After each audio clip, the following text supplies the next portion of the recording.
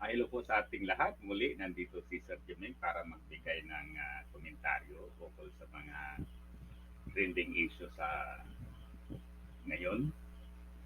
At a few weeks ago, or few weeks ago, I think that was November 10, bumisita dito sa Pilipinas ang presidente ng Timor Leste na kung hindi nagkakamali, ang pangalan ay si Ramos Horta. So, ang pangalan ay parang Filipino kasi Jose, pagkatapos Ramos, then Horta. Ang Horta ay isang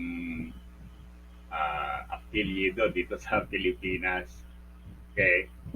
At siguro, ang purpose ng na yan, o sabihin natin na ang pinaka-purpose ay para hingin ang suporta ng Pilipinas regarding sa application ng bagong bansa na yan sa ASEAN o Association of Southeast Asian Nation.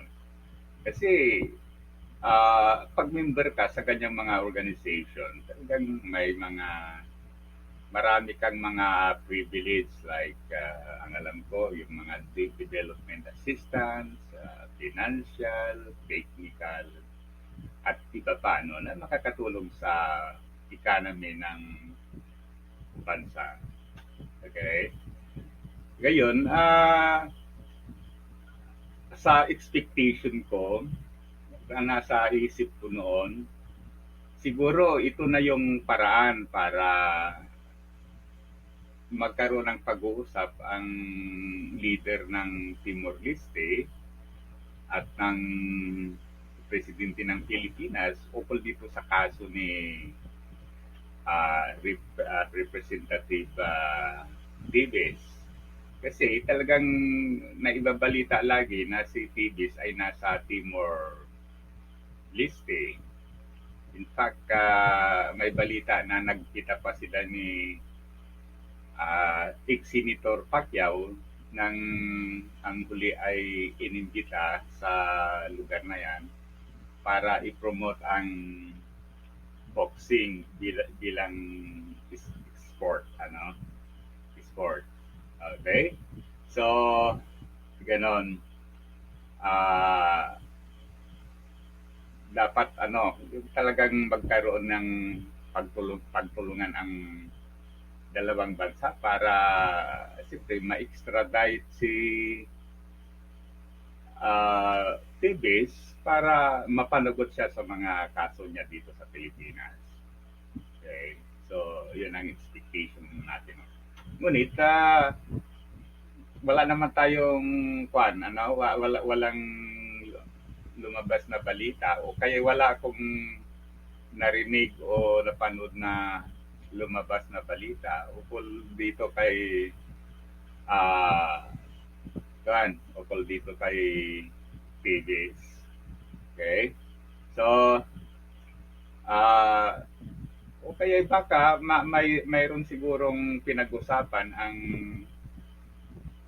ang ating presidente at itong si Jose Ramos Horda, ngunit baka hindi ito na devolve sa media. Okay? Kaya yan, akala ko yun na ang pagkakataon para naibalik si TV sa Pilipinas, ngunit hindi pala.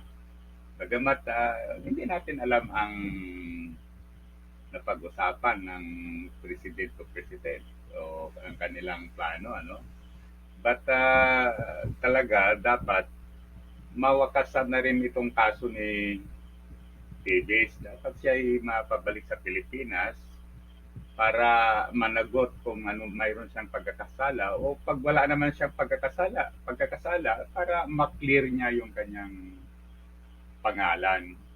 Okay?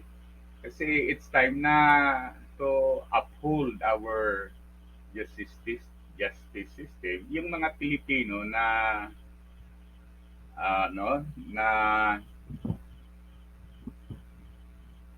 na pumupunta sa ibang lugar para magtago at ma-escape yung ah, batas natin ay dapat dapat mawala na yan, ano? Okay. At, at tulad ni Bantag, okay. So yan, hindi lang yung nasa abroad, kundi kung pati yung mga nandito sa Pilipinas na nagtatago. It's time na para to uphold our justice system. Then dapat sila ay mahuli. Ang tagal na yon, noong the last time na narinig ko yung balita tungkol kay Bantag, na natiktikan na raw ng grupo ni itong si Justice Secretary Remulla yung lugar ni Bantag. Ni-announce niya. So, siyempre, nagtago uli siya sa ibang lugar. Okay. So, ganun lang. Ang punto natin, uh, one way para talagang magkaisa tayong mga Pilipino at saka may posture yung pagmamahal sa bayan, yung ma-secure talaga yung support, pagkakaisa, ang simpatiya ng mga Pilipino sa mga ipinaglalaban ng Pilipinas. First and foremost, dapat i-uphold natin ang ating justice system. Sino yung mga lumabag, they should be made answerable. Okay? So muli, thank you. Sana i-like at saka subscribe sa ating YouTube channel. Mabuhay tayong mga Pilipino.